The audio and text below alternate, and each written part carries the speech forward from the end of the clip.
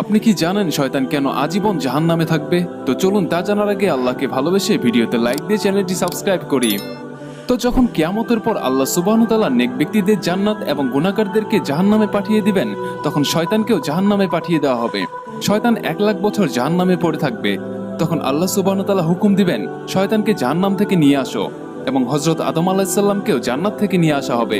তারপর আল্লাহ রাব্বুল আলামিন শয়তানকে বলবে, হে শয়তান, তুই আমার নাফরমানি করেছিলি যখন আমি তোকে হযরত আদম আলাইহিস সালামকে সিজদা করতে বলেছিলাম।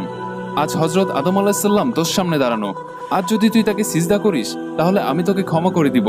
তখন শয়তান বলবে, হে আল্লাহ, যখন আপনি আদম আলাইহিস সালামকে সৃষ্টি করেছিলেন তখন আমি তাকে সিজদা করতে অস্বীকার করেছিলাম, আর যখন সে কবরে ছিল তখনও আমি সিজদা করতে অস্বীকার করেছিলাম, আর আজও আমি তাকে সিজদা করব না।